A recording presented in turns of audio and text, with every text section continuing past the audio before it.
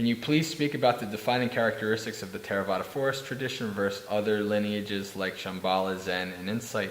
What is your take on spiritual materialism, trying different retreat styles of Buddhism from one's primary practice? Thank you.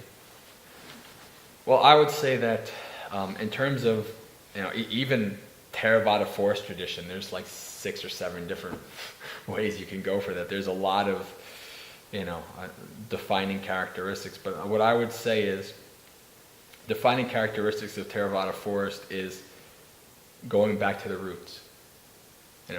Living simply, living out in the woods, out in the forest. The Buddha says, when he talks about meditating, goes to the foot of a tree, to a forest, to an abandoned house, these kind of things. But even in the Buddha's time, he talks about he meditated and people built big halls like this for him and all these kind of things. So it wasn't like all the monks back then were meditating out in the woods.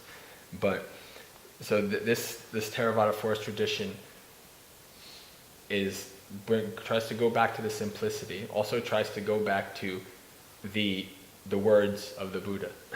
What we teach here specifically is almost exclusively from the 4 Nikayas.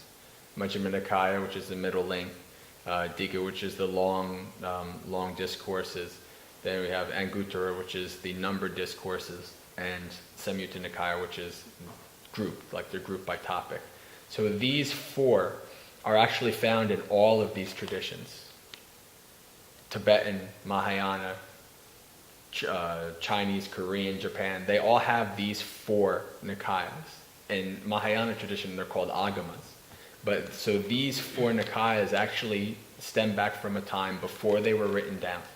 They stem back from a time before there was Mahayana Theravada. And the reason why scholar monks now are examining the same text in China and in Pali, the Theravada, and these were written down separately because they both came from oral traditions, and they can see that 90-some-odd% is the exact same thing. So what we're trying to do, at least here, is to go back to the oldest, the closest to the words of the Buddha that we can ever have.